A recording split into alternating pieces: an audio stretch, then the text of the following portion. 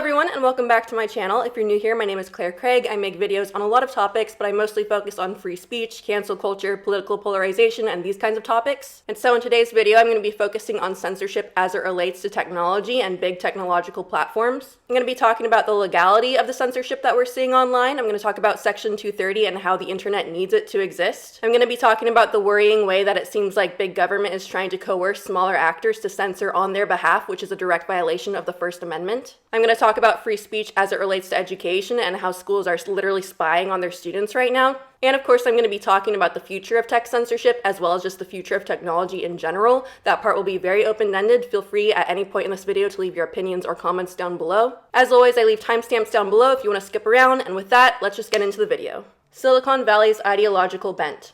So the first and most important thing to mention when it comes to the legality of political bias when it comes to censorship by big tech platforms is that big tech platforms are allowed to censor anyone they want for any reason. They are legally allowed to do this. It doesn't matter if the speech is political and they want to ban anyone who says the word Trump, or if the speech is personal, if they want to ban anyone who says the color blue. They are within their legal limits to do this, and I'll explain that more in Section 230. But that's something that just has to be known when we're talking about the ideological and political biases that these tech platforms engage in.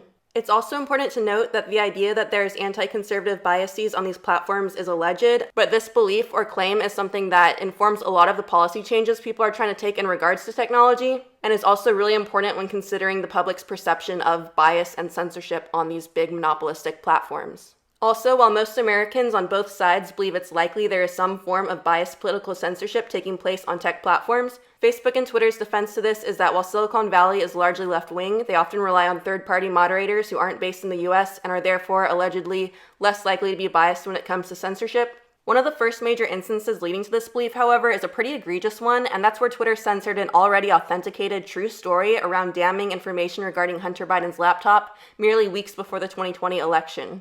They flagged this story from the New York Post as possible misinformation and banned anyone from linking to it, and even removed the New York Post's Twitter account. Facebook also banned the story from its site. The story wasn't misinformation, though, and had already been authenticated when it was posted, and a few days later, after facing a lot of public backlash, Jack Dorsey decided to apologize and let people link to the post again.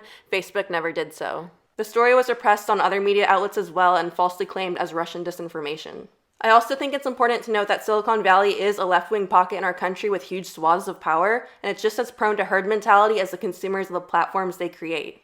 In 2017, a critique of Google's hiring practices called Google's Ideological Echo Chamber was leaked, where the author argues that the far-left nature of the Google workplace is not only making those with dissenting political views afraid to share their opinions, but is slowing the optimization of the company as a whole. He writes some ideas for solutions to this, but is fired simply for writing the memo. We also know as a public that media always has some level of bias and that this is almost inescapable. I think something that is so important to this conversation and so simple that oftentimes gets left out is that when you're censoring one side versus another, and then other platforms emerge with a focus on free speech, it makes sense that those specific political opponents that you banned are going to flock to those sites en masse and make that just as politically polarized as your own platform. To me, this is one of the biggest flaws that biased censorship presents because it just adds to the political polarization that we're seeing in our country. It adds to echo chambers of extremist viewpoints. When ideas can't be openly engaged and debated online or in person, all it does is creates more anger and more polarization and more extremism when it comes to politics. My main focus in this video, though, is going to be about the government's role in attempting to influence the moderation platforms of big tech, rather than whether or not these platforms are biased when acting independently, because again, platforms are allowed to remove any content they like, and it's these beliefs around biased censorship themselves that are forming discussions around legal actions to take around tech censorship, especially in debates around Section 230. Part 2. What is Section 230? Also known as the 26 words that created the internet, Section 230 is what allows social media platforms, communication sites, online marketplaces, and so on to exist as we know them today. Section 230 makes it so that private tech corporations can remove speech or content they don't like, even if that speech is constitutionally protected, without being criminally liable. It also protects platforms from being held criminally responsible for crimes committed by third-party actors, whether it's copyright infringement, defamation, or uploading illegal materials. If Section 230 didn't exist, all platforms would be legally responsible for what individual actors post on their platforms, and no one would be able to risk the legal costs and the threat of imprisonment for something they themselves didn't do. The internet as we know it wouldn't exist because the potential risks would be too heavy for anyone to partake in. One of the earliest cases in Section 230 was a private citizen who tried to sue AOL because someone posted his phone number and claimed that he was a part of the Oklahoma bombing when he wasn't.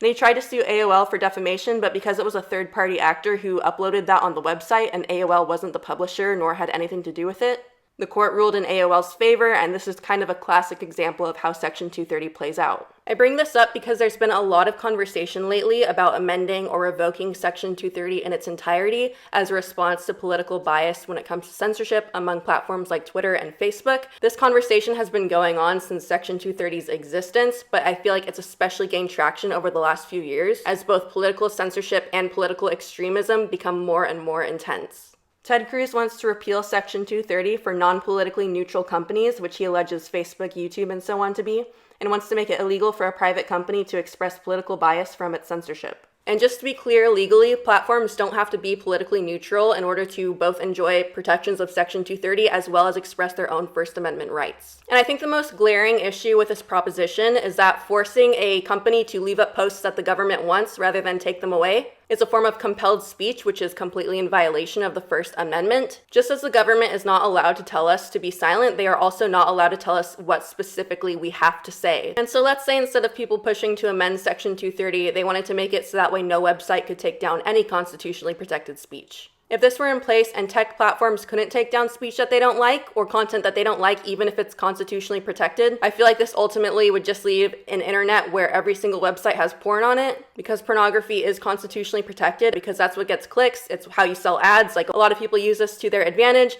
and that's one of the advantages of Section 230 is that platforms that don't want to have that on their site for any reason don't have to. They're allowed to take that off even if it's constitutionally protected. Also, I just feel like so many websites all over would be so uncivil in all their discussions and so on because literally nothing can be taken down for basically any reason unless they're literally breaking the law with their speech. And so that's why conversations around Section 230 are so complicated, because there doesn't really seem to be a solution to this. Section 230 is paramount to the internet existing as we know it today, but it's also true that the bigger a tech platform gets and the more users it has and the less users other websites have, it's very easy for censorship to go amok and for only one political side to be shown than another, and so many issues from this can result, and I'm going to be talking about that more in my last section. But I am just saying it's a very sticky issue, and if you have any opinions on this, let me know down below. SESTA FOSTA. So when it comes to amendments that have been made to Section 230, there actually has been a pretty severe one put in place, and that's SESTA FOSTA. SESTA FOSTA is an acronym for two acts: Stop Enabling Sex Traffickers Act and Fight Online Sex Trafficking Act. It was passed in 2018 in an executive order by President Trump and a bipartisan vote. And this act made it so platforms are held criminally liable for sex trafficking activities of third-party users as well as consensual prostitution. This act, for instance, is why Craigslist removed their meetup section on their website, because if someone got sex trafficked that way, they would have to pay the legal fees and be responsible.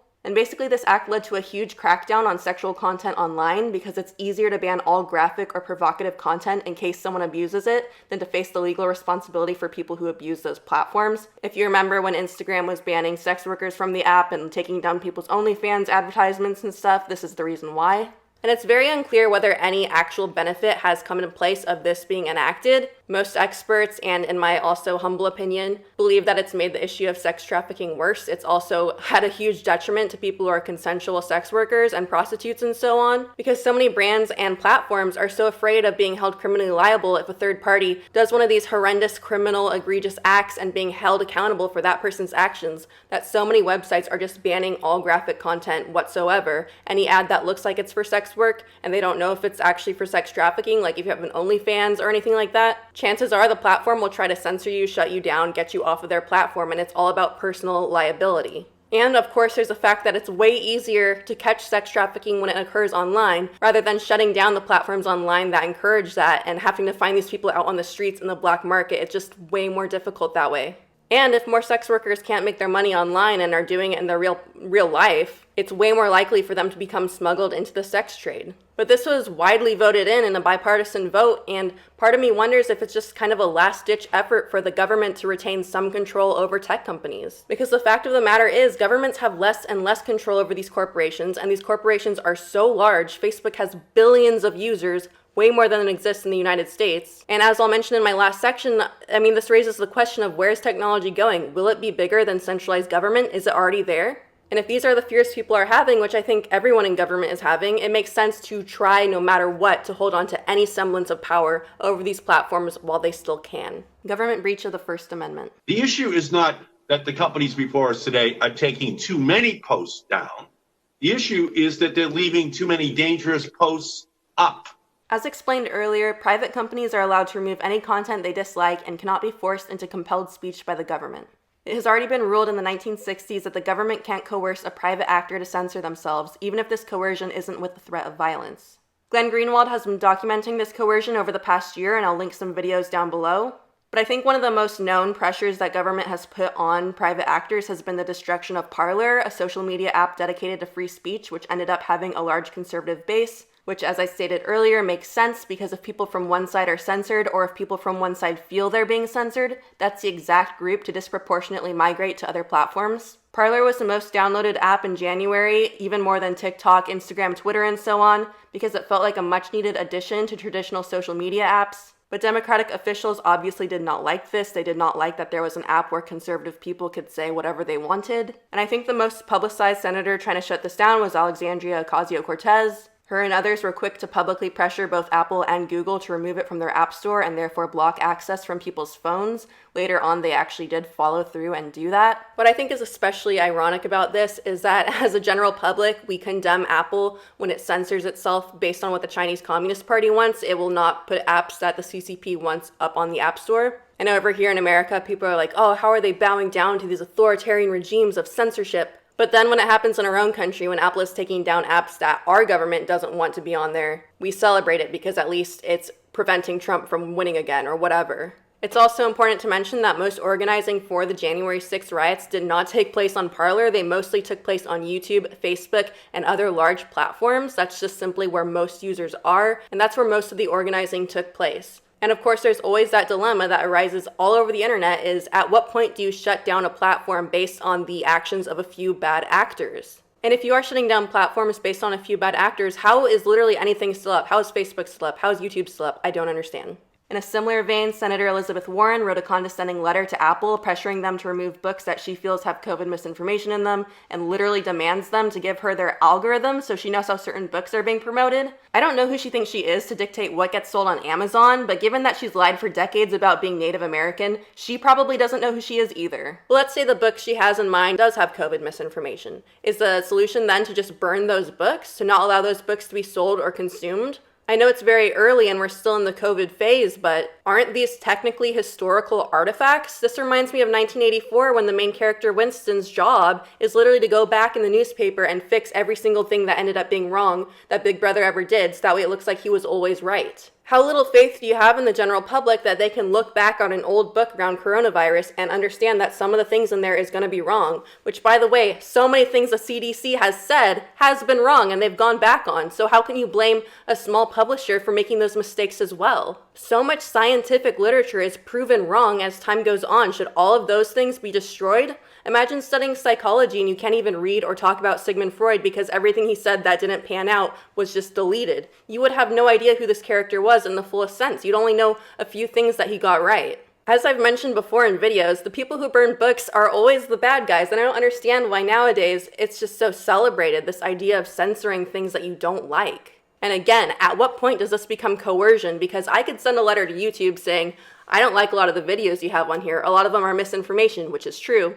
Now send me your algorithms, that way I can make my videos go viral right now, or else I'm gonna be mad at you. Like, YouTube would just laugh me off, obviously, as they should, just as they should with Senator Warren. But you have to admit, there is a difference between me sending a preposterous letter like that to a tech platform and an actual government senator doing that. The government senator does have power, and so at what point does this count as coercion? Especially as senators and congresspeople get more and more brazen with these thinly veiled threats and their outrageous demands, at what point are they going to be held accountable? And if they haven't done anything wrong yet, at what point will they? And how big will they go? How far will they go? What's going to happen? I don't know. To me, all of this seems like a blatant power grab from a party that just recently gained majority in the White House. Of course, they're trying to abuse this for their own gain. And maybe I'm just a paranoid person and I've got this all wrong. I'd be very curious to hear your opinions on this. Does this count as coercion? At what point does it? And is this just a blatant power grab for the Democratic Party? Civil liberties are most at risk in states of emergencies, and to many in the Democratic Party, they view a Trump presidency as an emergency.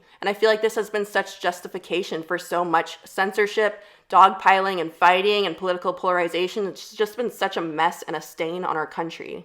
And you can't make a tech censorship video without mentioning misinformation. So misinformation, as we all know, has been used as an excuse for so many when it comes to censorship. There's big moral debates on what should be removed as misinformation and what shouldn't. How big of a threat is misinformation to people? It's very obvious that we have a huge kind of epidemic of misinformation right now, and it's largely in part due to the internet. Fake ideas spread way faster than real ones. It's very easy to exploit humans' emotions and really get them hooked on fear-mongering and scare tactics in order to make them believe things that aren't true.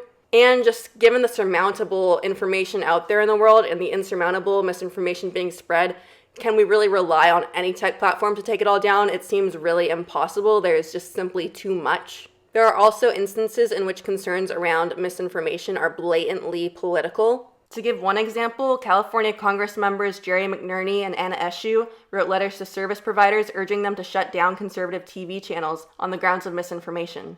They did nothing to try and shut down or gather information on CNN or MSNBC and the spread of misinformation those channels have done, including stoking one of the biggest conspiracy theories of the century, which was Russiagate. And despite the fact that a judge has ruled that in both Tucker Carlson and Rachel Maddow's cases, they should be seen as entertainment channels only and not held liable for defamation or lies. But the fact that this letter only targeted the speech and content of conservative channels reminds me of McCarthy in the 1950s, pressuring TV in Hollywood to drop suspected communists and leftists. There's also so much misinformation out there that what gets fact-checked is pretty subjective. It's not uncommon for people to fact-check one side disproportionately compared to another, and another difficulty with this is that censoring some misinformation makes other misinformation left up seem approved even when it's not. It's one of the known aspects of content moderation, in my opinion. You could take down 500 posts falsely claiming one thing, and when people see the little fact check, or they believe that these moderators are actually taking down a huge chunk of misinformation, then when it comes to misinformation that hasn't been fact checked, they might be more likely to believe it rather than if Facebook took a more hands-off approach. How schools are spying on Generation Z.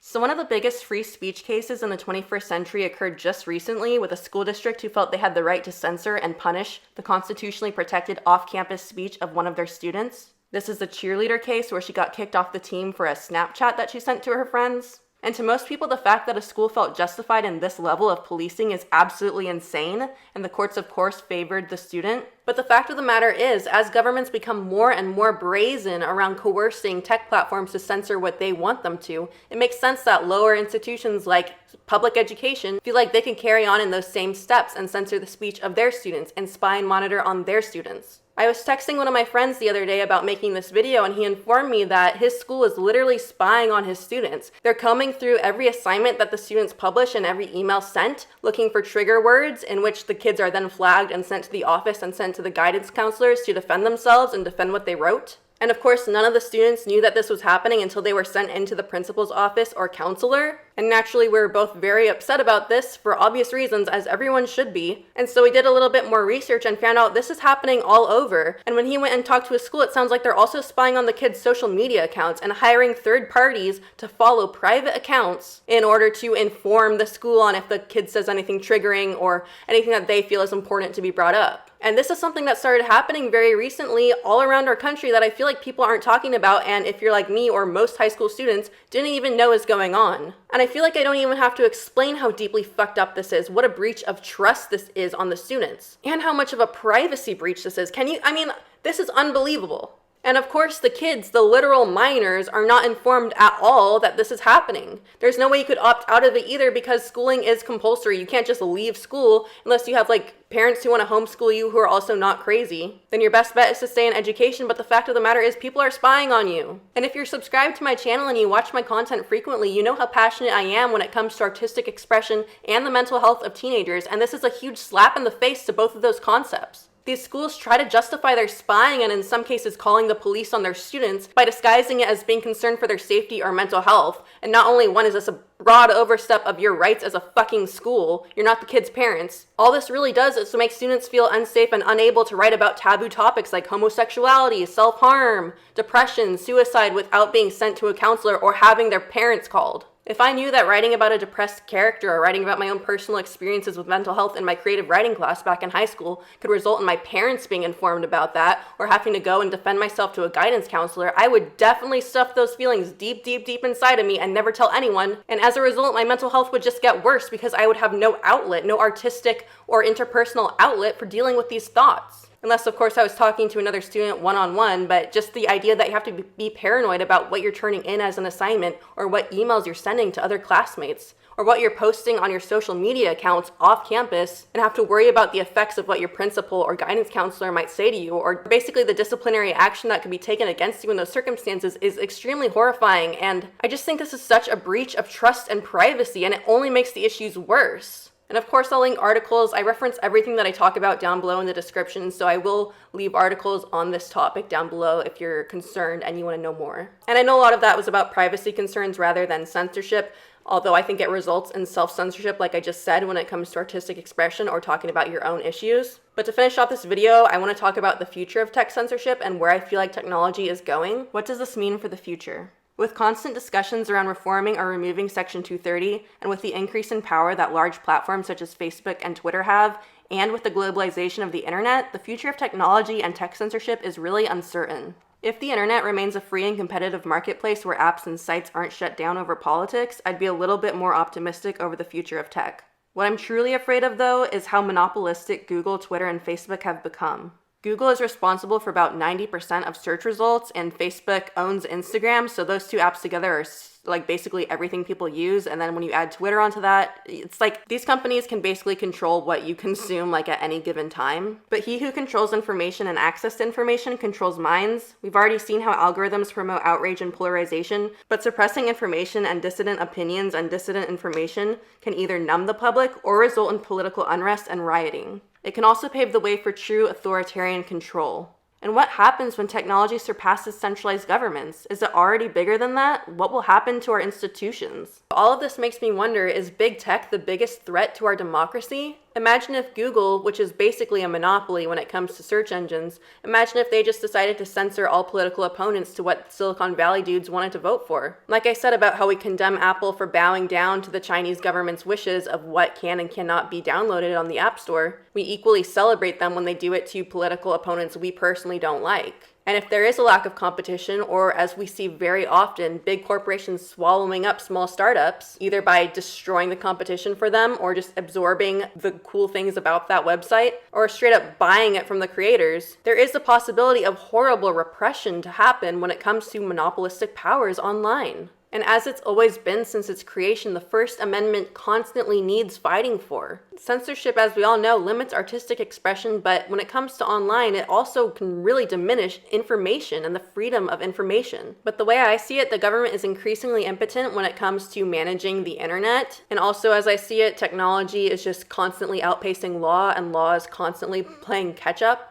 Whether this is good or bad, I think depends on the individual and your views of centralized government, your views of blockchain, your views of monopolistic tech powers and so on. Anything you have on your mind, again, comment it down below. But yeah, I hope this video was not too dark or depressing, but maybe it was. Maybe I just sound like a crackpot. Maybe I'm just too paranoid. Maybe everything is fine. Let me know your beliefs down below. Again, I would love to get a discussion going. A lot of my videos, I'm arguing a very specific point, but in this one, I hope at least it's more open-ended. I'm not claiming to be an expert on literally anything that I just said in this video. These are just kind of my thoughts on the matter, because as with a lot of people in this world, this is something that I think about a lot because it's something that directly affects all of our lives. Anyways, that's the end of my video. It's getting dark outside, so I will shut the fuck up right now. And if you're subscribed to my channel, then I will see you next week, or 2 weeks or 3 weeks. I never know when I'm going to upload, sorry. And I'll see you next time. Bye.